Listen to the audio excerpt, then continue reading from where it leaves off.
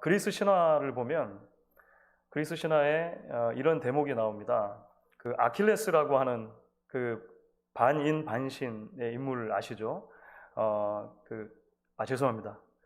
헤라클레스입니다. 헐큘리스. 아킬레스도 물론 반인 반신이지만 헤라클레스가 이제 그 산길을 가고 있었는데 아주 자그마한 요상하게 생긴 물체에 발등을 찍히게 된 거예요. 발이 찍혀서 아프니까 굉장히 그 약이 오르잖아요. 그래서 가지고 있던 몽둥이로 이제 그 자그마한 요상한 물건을 막 내리치고 이제 없애려고 했습니다. 그런데 이게 웬일입니까? 맞으면 맞을수록 이 그 발등을 찧었던 이 물체가 커지는 거예요. 점점 자라는 거예요. 그래서 아무래도 이 자기가 그래도 헐큘리스니까 헤라클레스니까 자존심을 걸고 더 세게 때리고 부수려고 막 했는데 더 커지는 거예요. 내가 상대를 하면 할수록 계속 커져서 나중에는 결국 그 헤라클레스가 가려고 했던 길 전체를 메우게 됩니다. 그래서 헤라클레스가 깜짝 놀라가지고 몽둥이를 집어던지고 뒤로 이렇게 나자빠져 있는데 마침 전쟁과 지혜의 시인인 아테나가 이제 그것에 당도를 하는 것이죠. 그리고 나서 말을 해주는 것입니다. 저것의 정체가 무엇인지 아느냐? 내가 일러주겠다. 라고 하면서 아테네가 말을 하는데요. 저것의 정체는 다툼이다. 다툼이라고 하는 것은 그냥 내가 가만 놔두고 지나치면 아무것도 아닌 것이지만 내가 그것을 정면으로 응대해서 계속해서 싸우는 순간 점점 더 커지게 된다는 거예요. 결국은 상대하는 자신을 집어삼킬 정도로 위험한 것이 다툼이다 라고 하는 그런 이제 이야기를 아테네가 해요. 이것과 관련해서 뭐 여러 버전이 있습니다. 그 나중에 헤라클레스가 도망을 가서 아테네를 찾아갔다는 얘기도 있고 지금 방금 말씀드린 버전과 같이 아테네가 찾아왔다는 얘기도 있지만요. 어쨌든 이야기하려고 하는 핵심은 같은 거죠. 네, 같은 거죠. 다툼이라고 하는 것이 우리 인생 가운데 없을 수는 없는데 처음에는 우리 인생을 살면서 마치 돌뿌리처럼 잠깐 탁 걸려 넘어져서 괘씸하네 라고 생각할 수 있지만 그것을 계속해서 내가 공격하는 순간 자꾸 건드리면 건드릴수록 커진다라고 하는 것은 아마 그 이야기가 말하려고 하는 핵심인 것 같아요. 자, 그런데 여러분, 성경에도 아주 비슷한 가르침이 등장합니다. 근데 그것이 잠언에 나오는 가르침이에요. 잠언을 보시면 잠언 20장 3절에 이런 말씀이 있습니다. 다툼을 멀리 하는 것이 사람에게 영광이오늘 미련한 자마다 다툼을 일으키느니라 라고 하는 말씀이 나와요. 다툼을 멀리 하는 것이 사람에게 영광스럽다는 것입니다. 이롭다는 것입니다. 그런데 미련한 자들은 그것을 헤라클레스 같이 자꾸 건드린다는 거예요. 자, 그래서 성경을 보면 여러분, 이 다툼이라고 하는 개념과 아마 반대되는 자리에 우리가 세울 수 있는 개념이 있다면 그것이 관대함이 될 것입니다. 관대함 또는 자비함이라고 하는 개념이 될 거예요. 관대함이든 자비함이든 사실은 조금 추상적인 개념이죠. 그래서 오늘 이제 유진 피터슨 목사님의 다윗, 현실의 뿌리박은 영성이라고 하는 이 책을 보시면 10번째 과에서 이 관대함 또는 자비함이라고 하는 이 추상적인 개념을 어느 한 장소에서 다윗과 그의 공동체가 경험했던 사건을 가지고 구체적으로 설명을 하려고 하는 거예요. 그래서 오늘 우리가 함께 그 말씀 이제 살펴볼 사무엘상 30장을 중심으로 한 이야기들을 보시게 되면 이 관대함이라고 하는 요소가 이제 다툼 또는 분쟁이라고 하는 이런 요소들과 이 반대편에서 어떤 방식으로 작용하는지를 보여준다는 것입니다. 그래서 일단 한마디로 요약을 하면서 시작을 하면 이렇습니다. 영성이라고 하는 주제를 우리가 계속 살펴보고 있는데요. 영성과 관대함을 정리하면 이렇게 말할 수 있겠죠. 영성생활이란 받은 은혜를 기억하고 나누는 관대함의 여정이다. 자, 일단은 이렇게 설명을 먼저 정의를 해놓고 이제 쭉 한번 이야기를 진행해 보도록 하겠습니다. 영성 생활은 받은 은혜를 기억하고 나누는 관대함의 여정이다.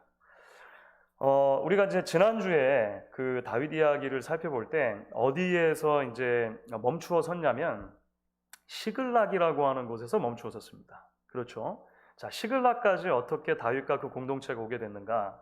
다윗이 사울을 피해서 광야를 막 돌아다니던 와중에 이제 아둘람 굴이라고 하는 곳에 숨어드는 장면이 있었습니다. 그래서 광야를 돌아다니다가 가드의 아기스 왕에게 잠깐 피했을 때 죽을 뻔하고 미친 척해서 도망간 다음에 아둘람이라고 하는 곳에 이르렀는데, 놀랍게도 하나님께서는 그 아둘람이라고 하는 곳에 다윗 주변으로 사람들이 모여들게 해주셨습니다. 많은 사람들이 모여서 공동체를 이뤘다는 거예요. 참 놀랍죠?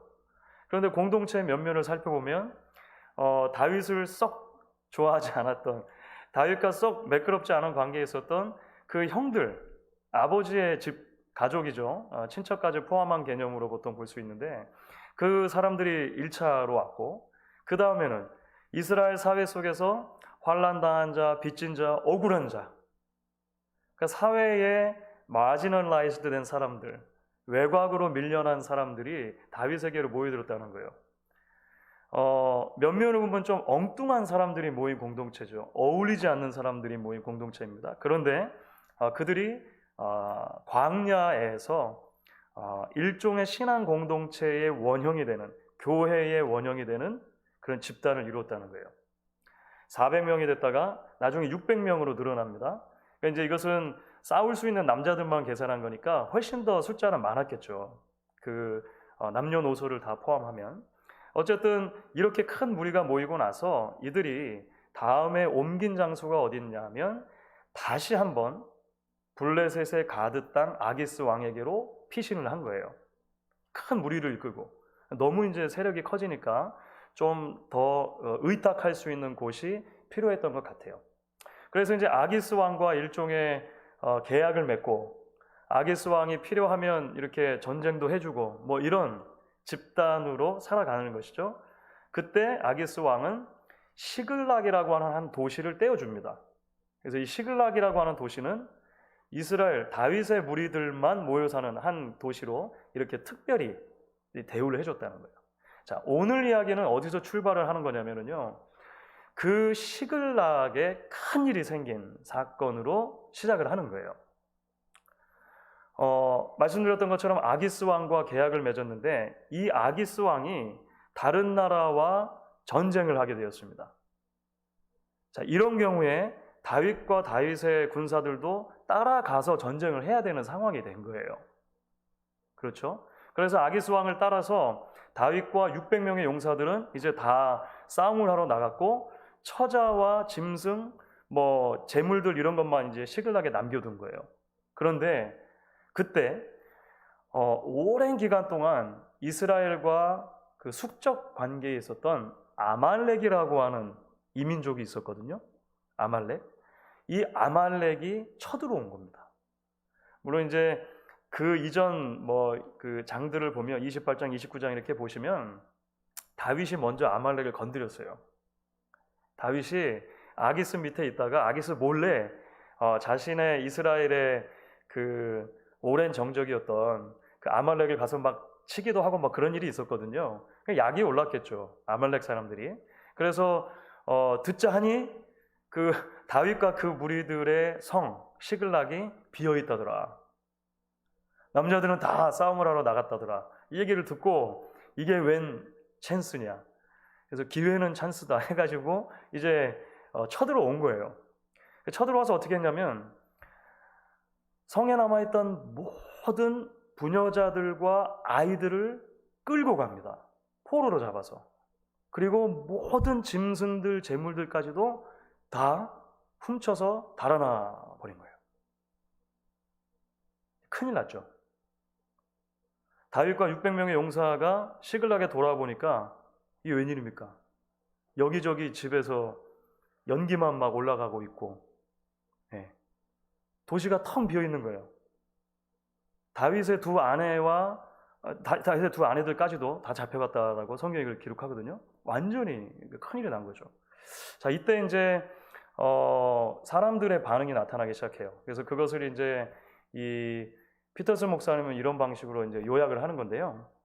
자, 말씀드린 파괴당한 시글락의 두 번째 동그라미 보시면 이렇게 돼 있죠. 큰 재앙은 사람을 최선으로 만들든지 아니면 최악으로 만든다. 시글락에 닥친 재앙은 우선 사람들을 최악으로 만들었다. 그들의 슬픔은 다윗을 향한 거대한 분노로 돌변했다. 이게 무슨 말이냐면요, 다 돌아와서 보니까 말씀드린 것처럼 도시가 다 깡그리 진멸된 거잖아요.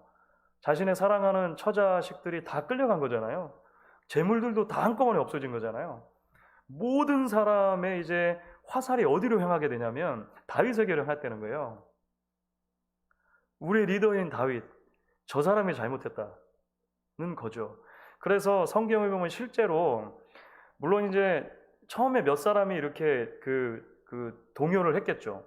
저 뒤에서 누군가가 야, 이건 다 다윗 잘못이야, 이렇게 얘기를 했겠죠.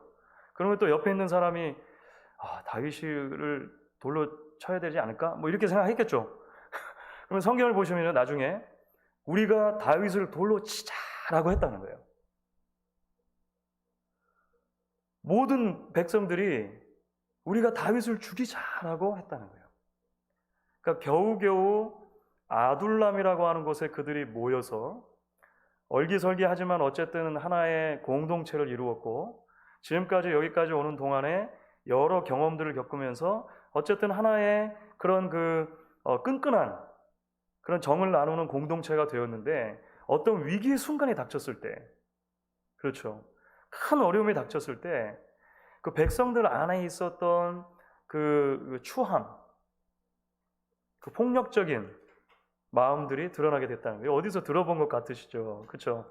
다윗도 그런 일을 사실 겪지 않았습니까? 그 나발이라고 하는 사람에게 대해서 그때 이제 아비가일 때문에 그것이 위기가 봉합이 되었고, 나중에 아비가일은 다윗의 아내가 되고 뭐 이런 일이 있었잖아요. 여기서도 비슷한, 그죠? 그때 장면이 약간 생각나는 방식으로 이야기가 이제 기록이 되는 거예요. 그러니까 사람들의 마음에 있었던 온갖 종류의 분노와 막 이런 것들이 다 쏟아져 나왔던 것입니다. 다윗을 돌로 죽이자. 자, 이때 다윗은 조금 다른 방식의 반응을 보여줍니다. 그렇죠? 그것이 이제 세 번째 동그라미인데요. 한번 보도록 할게요. 그러나 재앙은 다윗에게서 최선을 끄집어냈다. 비탄과 분노와 쓰라림이 휘몰아치고 살인 폭풍우가 몰려오는 와중에 우리는 다음과 같은 놀라운 구절을 만난다. 그러나 다윗은 자기가 믿는 주 하나님을 더욱 굳게 의지했다. 이쯤 이르렀을 때 보면 다윗이 진짜 그 광야란 광야는 진짜 다 다녀보는 그런 어려움을 겪으면서 굉장히 단단해지는 사람으로 여물어 가고 있다는 느낌을 받게 돼요. 그렇죠. 네. 이전 같았으면 이러지 않았을 거예요, 아마. 어떻게 나한테 당신들이 이럴 수가 있어? 막 했을 수도 있겠죠. 사회에서 다 그 지지리도 이르던 사람들 내 주변으로 모아가지고 그나마 이렇게 해가지고 살 것도 만들어주고 그 처자식도 꾸리고 재물도 이만큼 했는데 어떻게 나에게? 근데 다윗이 더 이상 그러지 않아요. 놀랍게도 다윗이 하나님 앞으로 나아갑니다. 하나님 앞으로. 자, 이 상징적인 의미가 특별히 이제 당시의 제사장이었던 아비아달에게로 나아가서 그 아비아달과 상담을 하고 아비아달과 함께 하나님 앞에 기도하는 장면으로 나와요. 하나님의 지시하심을 구한 것입니다. 하나님의 인도하심을 섬세하게 귀 기울이며 구하게 되죠. 그리고 거기로부터 놀랍게도 이제 구원이라고 하는 거대한 이야기가 새롭게 펼쳐지게 되는 거예요. 자, 그래서 이 부분을 유진 피터슨 목사님이 아주 저는 탁월하게 설명해 줬다고 생각하는데, 자, 구출 작전의 첫 번째 동그라미 보시면 이렇게 돼 있죠. 만일 우리가 잘못 돌아가고 있는 이 세상에 대해 무언가를 하려 한다면 우선 분노가 아닌 더 나은 기초에서부터 일을 시작해야 한다. 다윗의 계획은 기도와 상담으로부터 나왔다. 그는 빼앗긴 여자와 아이들을 되찾아오기 위해 길을 떠났다. 자, 이게 말씀드린 그 내용과 연결되는 것입니다. 다윗은 이전과 같은 그런 자신의 감정 또는 지금까지 지내왔던 삶의 여정에서 자신이 쌓아왔던 어떤 경험 이런 것들을 먼저 의지하기보다 이 어려운 상황 앞에서 하나님께 나아갔고 하나님께서는 질문을 해오는 그에게 답을 하세요. 성경에 이제 그렇게 되어 있는데 하나님께서 구원해 주시겠다라고 하는 그런 사인과 답변들을 주십니다. 그 답변을 받고 다윗은 마음의 확신을 가지고 이 군대를 사실 600명밖에 안 되잖아요. 아말렉은 한 나라입니다. 한 나라. 한 민족 전체를 말하는 거예요. 나중에 보면 아말렉 군대는 엄청나게 많은 것으로 땅에 편만하였다라고 하는 표현으로 정리가 되거든요. 하지만 다윗의 군사는 600명밖에 안 돼요. 하지만 쫓아가는 거예요. 하나님의 약속이 있기 때문에 그렇습니다. 자, 그래서 그들이 아말렉을 이제 쫓아가는 이야기가 그 다음에 나와요. 한 15마일 정도, 한 24km 정도를 막 쫓아갑니다. 급하게 막 쫓아갔는데 부솔 시냇가라는 곳에 이르렀을 때 그 600명이 쫓아갔는데 그 중에서 200명이 우리는 더 이상 못 가겠습니다. 이렇게 한 거예요. 아주 흥미로운 장면이 나와요. 그러니까 200명이 여기서 떨어져 나갔어요. 말하자면 우리는 지금까지도 당신을 따라다니면서 전쟁하고 와보니까 이런 일이 닥쳤고 당신 말을 듣고 열심히 여기까지 쫓아왔는데 더 이상은 체력이 안 됩니다. 그럴 수 있죠. 사실은 그럴 수 있죠. 네. 그래서 체력이 안 되는 더 이상은 쫓아갈 수 없다고 하는 사람들을 거기 남겨둬요. 200명을 부솔 시냇가에 남겨두고 400명이 다시 또 추격을 해서 들어갔다는 겁니다. 사실 근데 막막하지 않습니까? 그 아말렉이 어디 있는지 어떻게 압니까? 그래서 열심히 어쨌든 쫓아가고 있는데 그 와중에 놀랍게도 하나님의 인도하심이죠. 그 광야를 헤매고 있는 한 어린 소년을 발견했다는 거예요. 보니까 이집트 소년인데 그냥 만신창이가 되어 있어요. 뭐 기진맥진해 있는 것입니다. 그래서 다윗이 그에게 은혜를 베풀어 주거든요. 먹을 것을 주고 이제 막 기력을 차리도록 그 치료하면서 돌봐주는 장면이 나와요. 자초지종을 듣고 보니까 아말렉 왕의 비서였던 거예요. 말하자면 아말렉 왕의 그 하인이었던 거죠. 근데 뭐 전쟁통에 병이 들었는지 아니면 어떤 일로 인해서 병이 들었는지 아이가 병이 들어버린 거예요. 이 종이. 그러니까 지금 계속 행군을 해가는 상태에 있어서 아이가 그런 게 있으니까 버린 거죠. 이 종은 3일 동안 아무것도 먹지도 못하고 마시지도 못한 채로 그냥 광야에 버려져 있었던 거예요.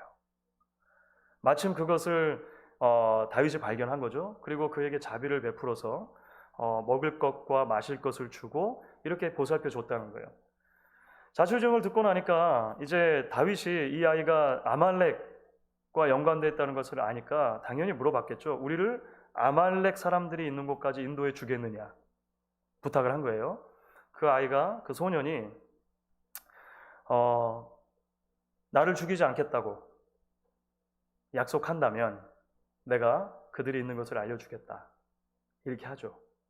그리고 그 아말렉 군사들이 주둔해 있는 곳까지 다윗과 이 400명의 군대가 간 거예요. 가보니까 잔치를 벌이고 있어요, 밤에.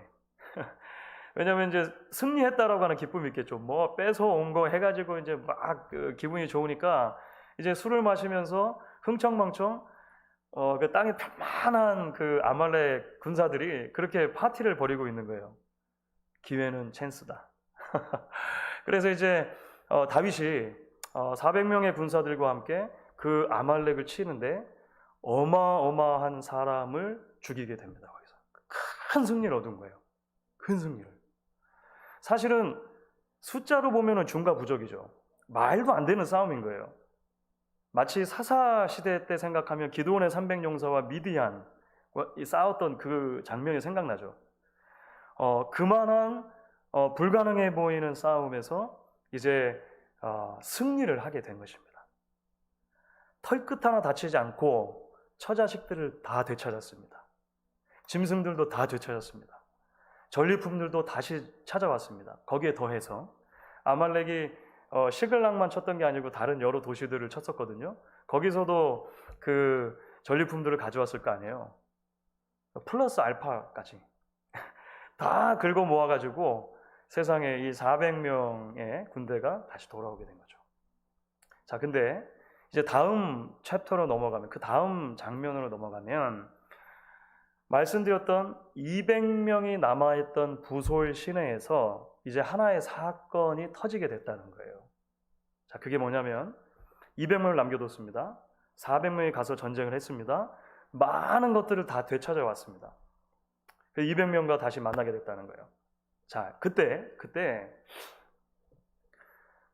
다윗과 함께 전쟁을 완수했던 400명 중에서 이렇게 말하는 사람들이 생겼다는 거예요. 남겨둔 200명과 우리가 지금 뺏어온 모든 전리품들을 다 동등하게 나누는 것은 정의롭지 못하다 라고 말하는 사람들이 생겼다는 거예요. 처자식만 돌려주는 것으로 족하다. 처자식만 돌려주고 나머지 우리가 뺏어온 모든 전쟁의 이 전리품들은 우리만 가지도록 하자. 몇 명이 말했다는 거예요. 다윗이 어떻게 했을까요? 다윗이 이때 이제 놀라운 결정을 내린다는 것입니다. 다윗이 뭐라고 말을 하냐면, 그렇지 않다. 200명의 형제들에게도 똑같이 나눌 것이다 라고 이야기해 줬다는 거예요. 자, 이것이 왜 그렇게 되었을까? 무엇이 동기가 되어서 다윗으로 하여금 이런 결정을 하게 했을까라고 하는 것이 오늘 우리가 다루려고 하는 이제 전체 주제의 가장 중요한 핵심과 맞닿아 있을 것입니다. 여러분 한번 보시면 부솔 시내에서 베푼 관대함이라고 하는 것의 세 번째 동그라미를 이제 보시면 됩니다. 왜 그런 결정을 내렸는가? 왜냐하면 그들이 지금까지 경험했던 모든 것은 순전히 은혜였기 때문이다. 하나님은 그들을 놀랍도록 관대한 은혜로 대하셨다. 그러므로 그들 역시 서로를 놀랍도록 관대한 은혜로 대해야 한다. 이것이 바로 다윗의 신념이었다라는 것입니다. 자, 이걸 정리해서 말씀을 드려볼게요. 다윗이 피신했을 때 아둘람이라고 하는 곳에 애초에 공동체가 형성된 이유, 그것은 하나님의 은혜라는 것입니다.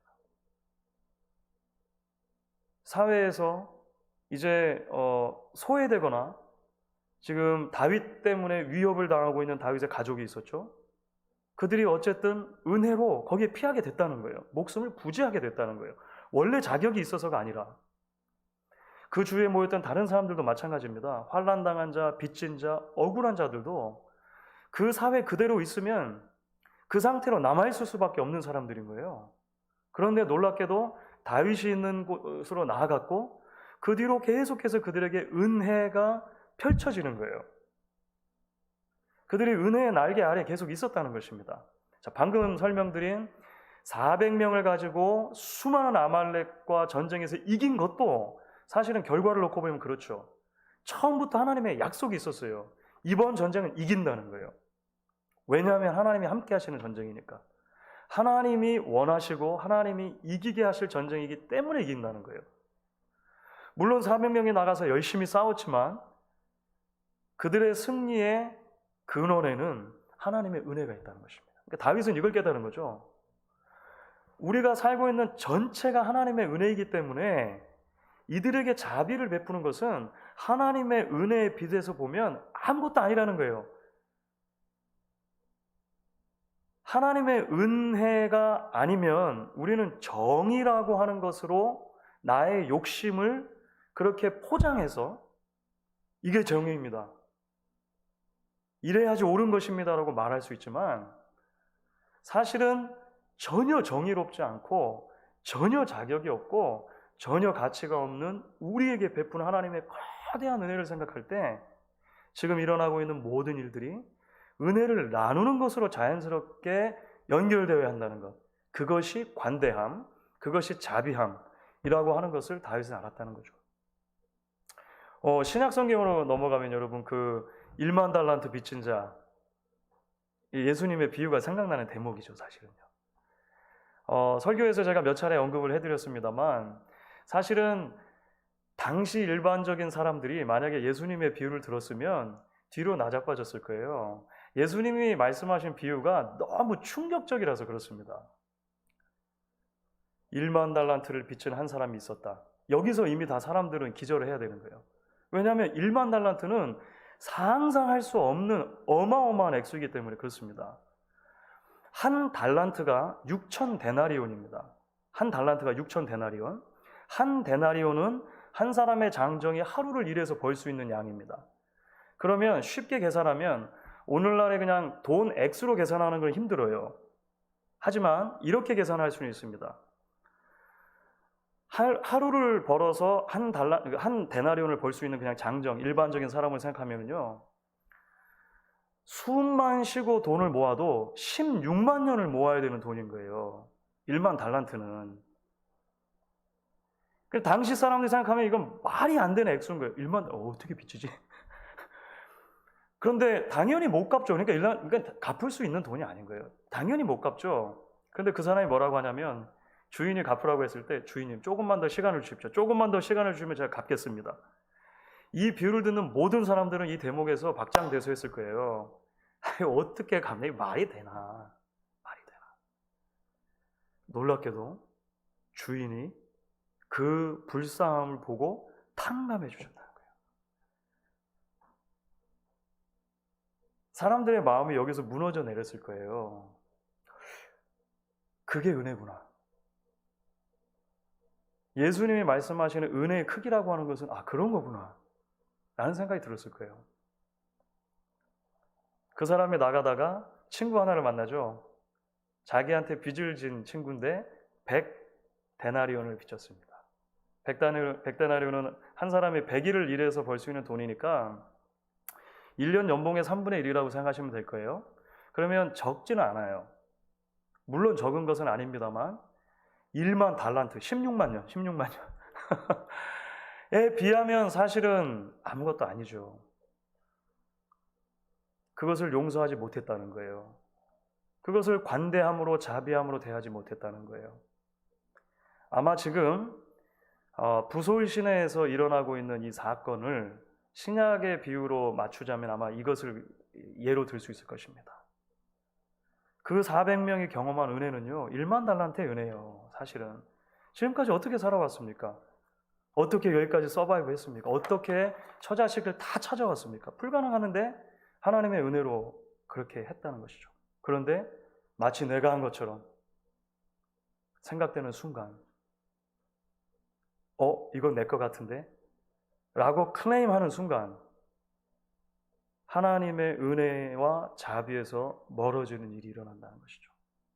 자, 그래서 이것을 이제 은혜의 빛 아래 사는 삶이라고 하는 거대한 주제로 우리가 정리를 할 수 있을 것 같습니다. 마무리하면서 자, 보시면 유진 피터스 목사님이 다윗을 이제 이런 식으로 요약을 하세요.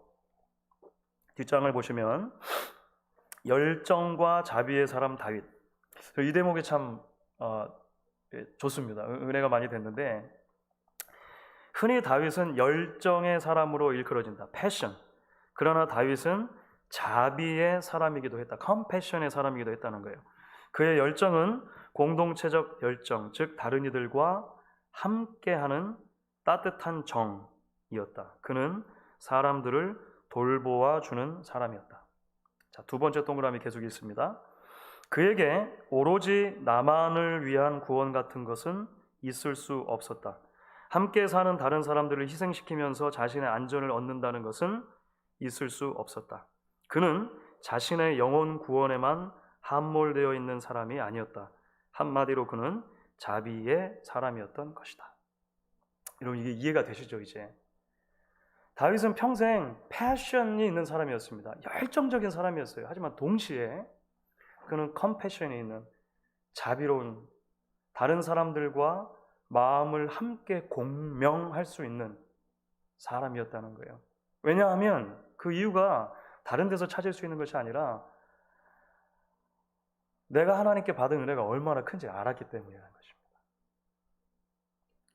그래서 이야기를 거꾸로 거슬러 올라가면 다윗이 광야에 그냥 내버려져 있던 그 이집트 소년 하나를 왜 하필이면 그냥 지나칠 수도 있었는데 왜 관심을 가지고 그를 구해주고 그에게 마음을 쏟았는가? 유진 피터스 목사님은 시편의 몇 구절들을 이렇게 예를 들면서 사실은 그것이 다윗이 광야에서 경험한 거였다는 거예요. 다윗은 광야 생활을 수도 없이 하면서 그 험난한 위험들을 겪어가면서 하나님께서 때에 따라서 자신을 구해주시고 필요에 따라 먹여주시고 피할 장소를 제공해주시고 했다는 것을 깨달았다는 거예요. 선한 목자가 되어서 사망의 음침한 골짜기를 지날 때야 하더라도 하나님의 지팡이, 하나님의 막대기가 인도해 주셨다는 것을 다윗은 알았다는 것이죠.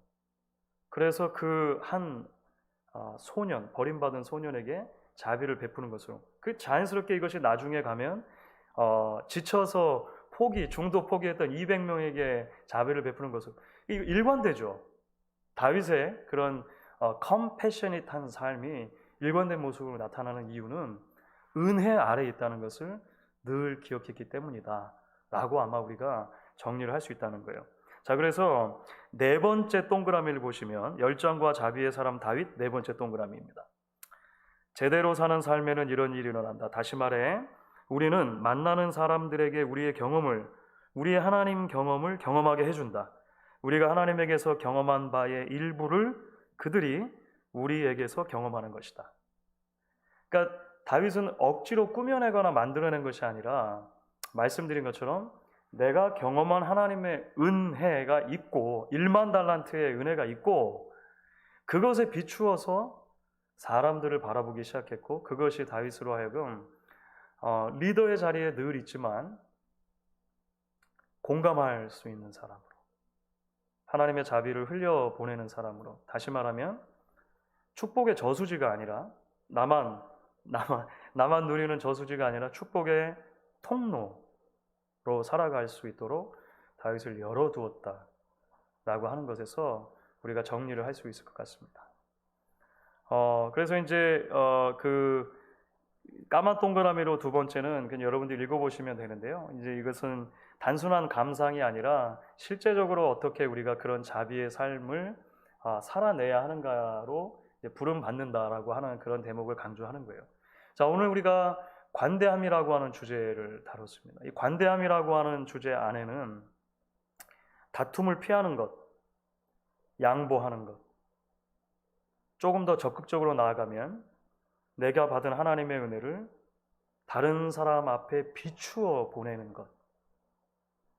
그래서 나를 통해서 예를 들어서 우리 자녀들이 아빠, 엄마가 경험한 하나님의 은혜의 크기를 볼 수 있게 되는 것. 함께 신앙생활하는 성도들이 저분의 삶을 보니까 하나님이 은혜가 진짜 크기는 큰가 보다 라고 생각하게 되는 것. 내가 일구는 직장을 들고 나는 일터를 들고 나는 사람들이 저분의 모습을 보니까 1차적으로 하나님이 계시기는 계신가 보다.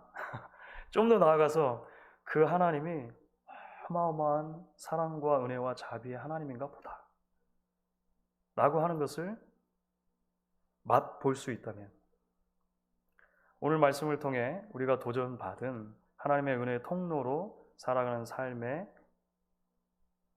가까이 나아가는 것이다 이렇게 생각을 하게 됩니다. 나오면서 이제 그 동양의 고전 중에 소학이라고 하는 책이 있는데요. 그 소학의 한 대목이 이런 대목이 있다고 합니다. 평생 길을 양보해야 백보에 지나지 않을 것이며 평생 밭두렁을 양보해도 한마지 길을 넘지 않을 것이다. 사실은 양보할 때 엄청나게 내가 손해보는 것 같다는 느낌이 들어요. 사실은 평생을 놓고 보면 평생을 양보해야 백보가 안 된다는 거예요. 평생 논두렁을 양보한다는 건 뭐냐면요, 이 그 논두렁이라고 하는 게 그 논과 논 사이를 그 구분짓는 경계잖아요, 경계. 요것을 경계를 이쪽으로 하느냐, 한 뼘을 더 이쪽으로 하느냐에 따라서 내 땅이 넓어지기도 하고 작아지기도 하는 거예요. 그런데 그런 양보, 논두렁을 양보하는 것은 평생을 해봐야 논 한마디기만 못하다. 신약성경을 보면 바울이 종종 자신을 빚진 자라고 표현합니다. 빚진 자. 실제로 바울이 뭐 돈을 많이 빚졌다는 것이 아니고 복음의 빚진 자라는 의미가 되겠죠. 복음의 빚진 자. 그래서 로마서 1장 14절부터 15절을 세 번역으로 읽으면 바울이 이렇게 말을 합니다. 나는 그리스 사람에게나 미개한 사람에게나 지혜가 있는 사람에게나 어리석은 사람에게나 다 빚을 진 사람입니다. 그러므로 나의 간절한 소원은 로마에 있는 여러분에게도 복음을 전하는 일입니다. 빚진 자의 심정으로 한평생을 그 은혜의 빛을 흘려보내는 삶에 헌신했던 바울의 고백이 사실은 오늘 말씀을 통해 우리가 함께 나누었던 다윗의 모습과 맞닿아 있는 것을 보는 것이죠. 우리 모두가 그렇게 하나님 앞에서 받은 은혜를 기억하며 은혜의 통로로 날마다 참된 거룩의 연습을 다해가는 저와 여러분 될 수 있기를 주의 이름으로 축원하겠습니다.